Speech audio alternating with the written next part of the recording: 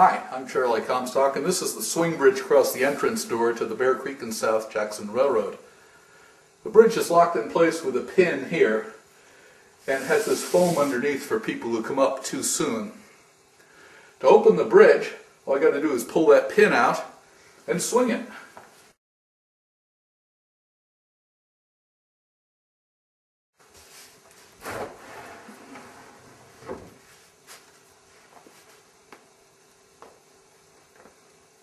Pretty simple. Closing the bridge, reverse the process. The bridge closes and the pin goes back in the hole over here. This is what the bridge locking pin looks like.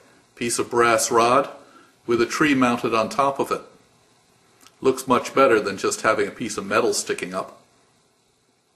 Underneath the locking pin I have a micro switch, which is used to control power to the bridge tracks and the tracks adjacent to it. With a movable bridge, it's imperative that track alignment is maintained. I soldered the rails to some flathead wood screws, number 4, to hold them in place. Let's see how cars roll across this.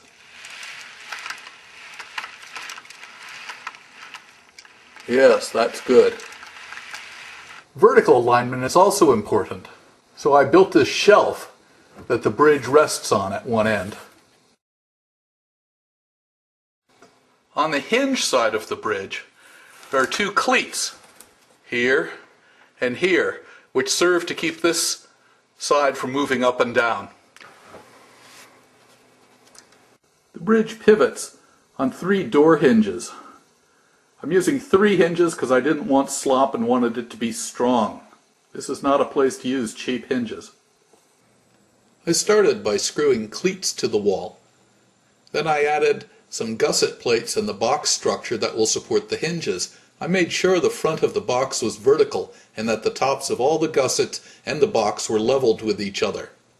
I added some shelves to stiffen the assemblies, greatly increasing their strength. I was concerned that the walls might move a bit, so I screwed a U-shaped piece of 3/4 inch plywood over the door to further brace it.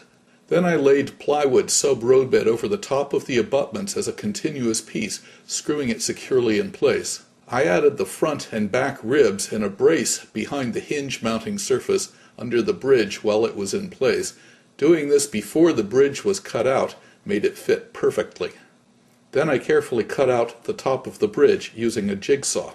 Then I laid the cork roadbed and track over the abutment and bridge, soldering the rails to flathead wood screws on either side of the gaps to secure the rails in place before cutting the track and the cork. The bridge is ready to swing out of the way. Well, the bridge is working out pretty good for me. It's been in for 4 years and no problems so far. I'm really pleased with it.